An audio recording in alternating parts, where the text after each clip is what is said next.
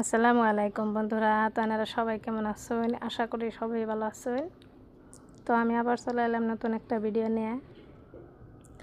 আজকে আমি বানাবো বোয়াল মাছের মাথা দিয়ে ছোটো ছোটো মুহি কচু আর মাছ ফুল পালেং দিয়ে একটা তরকারি বানাবো, ঝোল। কীভাবে বানায় দেখতে থাকুন। তো আমি সুন্দর করে মাছ ফুল পালেংটা সাফা করে নেব আর কচুটি কেটে নেব ভালো করে। আপনারা এই মাছ ফুল পালেংটারে কেরা কি নামে কইন কমেন্ট করে কবাইন। আমরা তো এটারে মাছ পালেং কই। অ্যাকচুয়ালি এটা একটা ফুল গাছ। ধরুন যে আজকালে এমন হয়েছে মাসে কিনা খায়, সবই খায়, এমন কোনো বস্তু বাকি নাই যে মাসে খায় না।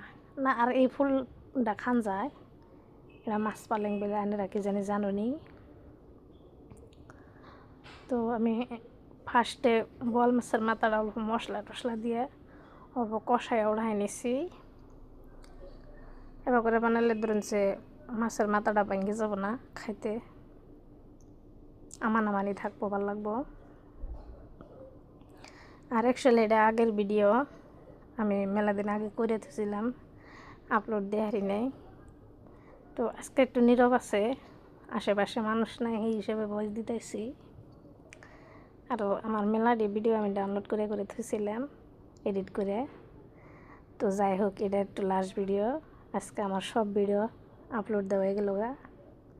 আমি আজকে শান্তি, কদিন ধরে ইউটিউবের মধ্যে আমি ভালো করে ভিডিও দিতেছি, আমার বহুত ভালো লাগতেছে। তো কথার তালে তালে আমার সবজি প্রায় হয়ে গেছে গা। আমি ধনিয়ার পাতা দিয়ে দিলাম উপর দিয়ে। ভিডিওটা দেখে যদি ভালো লাগে অল্প সাবস্ক্রাইব করুন জানি, পাশে থাকুন জানি। আল্লাহ হাফিজ।